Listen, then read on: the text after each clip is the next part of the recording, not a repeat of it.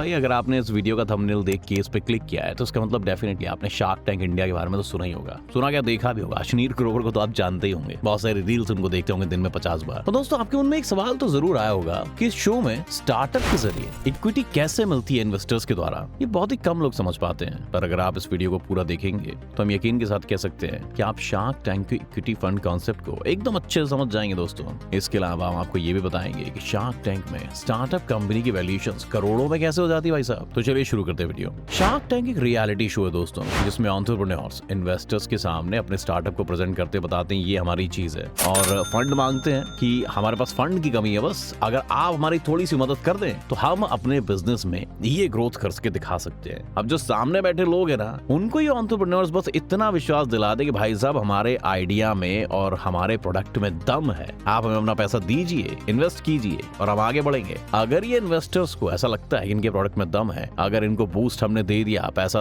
Invest कर दिया, तो ये कुछ करके दिखा सकते हैं और हमारा भी पैसा बन जाएगा, क्योंकि इन्वेस्ट कर रहे हैं ना तो इनका भी कुछ परसेंटेज रहेगा उसमें, तो ये पैसा देते हैं। तो अगर ये कन्विंस कर लेते हैं तो बहुत बढ़िया, नहीं कर पाते हैं तो पीछे से जयराम जी की। तो आप सोच रहे होंगे कि इन्वेस्टर्स को फायदा कैसे होता है। इन्वेस्टर्स क्या करते हैं, एंटरप्रेन्योर्स के जो स्टार्टअप्स होते हैं उसमें इक्विटी मांगते हैं, और शार्क टैंक के हर एपिसोड में ऐसा होता है, आप देख सकते हैं दोस्तों। पहला सवाल तो यही है कि इक्विटी होता क्या है। मैंने तो बोल दिया इक्विटी मांगते हैं, आपने कहा इक्विटी भी तो बताओ गगन। जब भी कोई कंपनी बनाई जाती है ना, तो उसमें जो फाउंडर्स होते हैं ना कंपनी के, उनको अपने पैसे लगाने होते हैं, इसे पेड अप कैपिटल कहते हैं। जैसे अगर गगन और शिवम दो भाई हैं और उन्होंने कंपनी डाल ली, ठीक है, गगन शिवम के छोले भटूरे, और दोनों ने कंपनी को शुरू करने के लिए 25-25 हजार रुपए इन्वेस्ट कर दिए, ठीक है, तो हम कहेंगे कि गगन शिवम छोले भटूरे का जो कैपिटल है, पेड अप कैपिटल, वो 50,000 रुपए हो गया। जब दोनों फाउंडर्स ने कंपनी में 25-25 हजार रुपए का इन्वेस्टमेंट किया ना, अब दोनों फाउंडर्स की कंपनी में ओनरशिप होगी ना, वो 50-50% की होगी, और इसी ओनरशिप को इक्विटी कहा जाता है दोस्तों। समझ गए, इक्विटी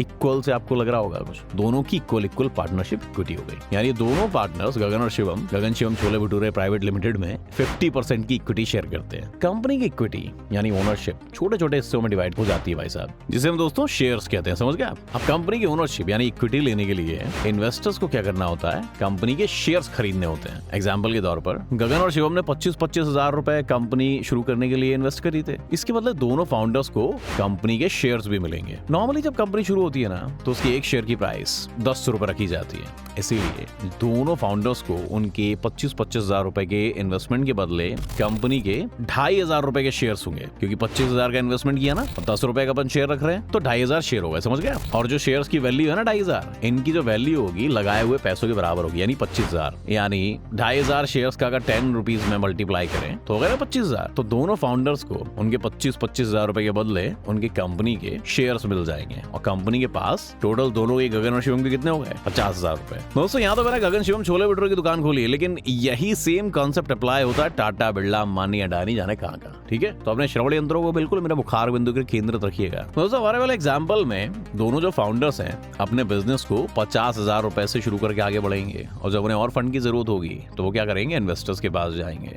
हम मान लेते हैं कि गगन और शिवम, उनकी जो दुकान है वो बहुत चल गई खतरनाक वाली। उनको लगा कि यार आगे और भी अपनी फ्रेंचाइजी खोल लेते हैं अपन, और कमला नगर में एक मार्केट खोल लेते हैं, दयाल बाग में एक मार्केट खोल लेते हैं। तो ऐसा उनके दिमाग में आएगा ना, तो कहेंगे और पैसा कहाँ से लाए, तो किसी इन्वेस्टर्स के पास जाते हैं। ऐसे इन्वेस्टर्स मार्केट में बहुत हैं, लेकिन ऐसा ही एक एग्जाम्पल इन्वेस्टर्स का है शार्क टैंक। अब दोनों फाउंडर्स इन्वेस्टर्स के सामने अपने स्टार्टअप के बारे में बताते हैं, और फंडिंग के लिए कहते हैं भाई साहब फॉर एग्जाम्पल हमें 1 करोड़ रुपए दे दो, उसके बदले में वो अपनी कंपनी का 5% इक्विटी देंगे। दोस्तों फंडिंग की ये डिमांड और इक्विटी का ऑफर का मतलब है कि गगन और शिवम अपनी कंपनी की 5% ओनरशिप इन्वेस्टर्स को 1 करोड़ रुपए में बेचना चाहते हैं। हो सकता है कि इन्वेस्टर्स को ये ऑफर अच्छा ही ना लगे और वो दोनों फाउंडर्स को दूसरा ऑफर दें। जैसे कि इन्वेस्टर्स ये भी कह सकते हैं कि वो 1 करोड़ रुपए इन्वेस्ट करने के लिए रेडी हैं, गगन और शिवम की कंपनी में 5% की जगह 10% की इक्विटी चाहते हैं। और फिर इस तरह की नेगोशिएशन होने के बाद या तो फंडिंग होती है अगर वो कन्विंस हो गए, और नहीं हो गए तो नहीं होती। मान लेते हैं कि गगन और शिवम इन्वेस्टर्स की 1 करोड़ रुपए की फंडिंग पर 10% की इक्विटी देने को तैयार हो जाते हैं। इसका मतलब पता क्या हुआ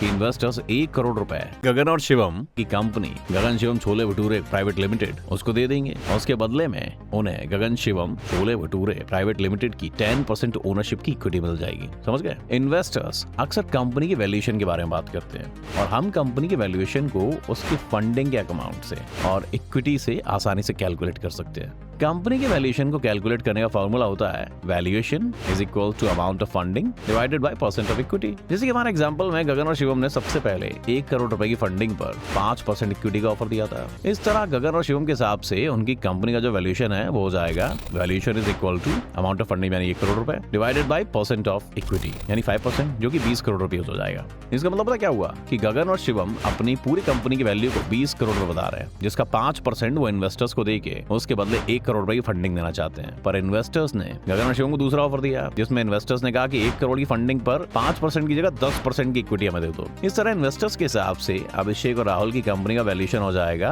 valuation is equals to amount of funding 1 crore रुपए divided by percent of equity यानी 10% जो होगा 10 करोड़ रुपए। इसका मतलब क्या हुआ, इन्वेस्टर्स अभिषेक और राहुल की पूरी कंपनी की वैल्यू 10 करोड़ रुपए लगा रहे हैं, जिसमें वो 10% ओनरशिप यानी इक्विटी को 1 करोड़ की फंडिंग देकर बाय करना चाहते हैं। हाँ दोस्तों, हमारे एग्जाम्पल में गगन और शिवम ने इन्वेस्टर्स की ऑफर को एक्सेप्ट कर लिया है, ठीक है, यानी उन्होंने इन्वेस्टर्स को अपनी कंपनी की 10% इक्विटी ओनर्स को 1 करोड़ रुपए में सेल करने की डील कर ली है। हम दोस्तों जब सिर्फ गगन और शिवम ही कंपनी के ओनर थे ना, तो दोनों के पास कंपनी की 50-50% इक्विटी थी, और क्योंकि दोनों ने अपनी कंपनी की 10% इक्विटी इन्वेस्टर्स को सेल कर दी है, तो अब दोनों के पास कितनी बचेगी 45% यानी 90%। बाकी की 10% इन्वेस्टर्स के पास हो गई है, शेयर्स के फॉर्म में मिल गई है। अब कंपनी की वैल्यूएशन आप सोच रहे होंगे कैसे डिसाइड होती है, इन्वेस्टर्स कैसे आंकते हैं कि भाई 5% नहीं 10% होनी चाहिए, कैसे वो इतने इंटेलिजेंट होते हैं। ये काम बहुत पेचीदा होता है दोस्तों।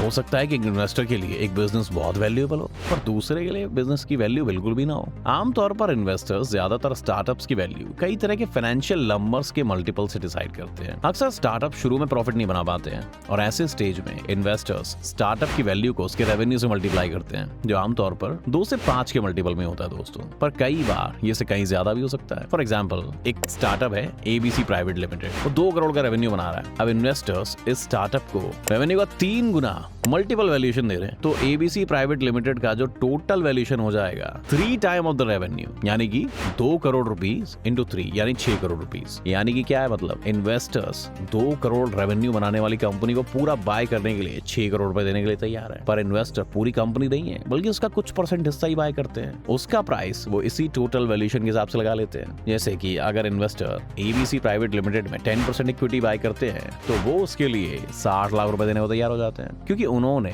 ABC प्राइवेट लिमिटेड की पूरी वैल्यू यानी उसके 100% की वैल्यू को 6 करोड़ रुपए लगाया बस, जिसके हिसाब से उसके 10% की वैल्यू कितनी हुई 60 लाख रुपए। वहीं अगर इन्वेस्टर्स ABC प्राइवेट लिमिटेड में 5% इक्विटी चाहते हैं, तो वो उसके लिए 30 लाख रुपए इन्वेस्ट करने को रेडी होंगे, क्योंकि ABC प्राइवेट लिमिटेड के 6 करोड़ का टोटल वैल्यूएशन का 5% कितना हो गया 30 लाख रुपए। यहाँ पर ABC प्राइवेट लिमिटेड के लिए इन्वेस्टर्स रेवेन्यू का 3 गुना वैल्यूएशन दे रहे हैं, और ये इन्वेस्टर्स पे डिपेंड करता है पूरी तरह से कि वो कंपनी में कितनी वैल्यूएशन पर इन्वेस्ट करना चाहते हैं। और ऐसे भी कई स्टार्टअप्स हैं जिनको इन्वेस्टर्स ने 10 गुना 20 गुना 30 गुना 50 गुना इतनी फंडिंग दे रखी है। डिपेंड करता है कि आपका आइडिया कितना बुलंद है। कई बार तो स्टार्टअप्स को बोल ही देते हैं, रहने दे भाई, तू मेरे को बेच ही दे पूरी कंपनी।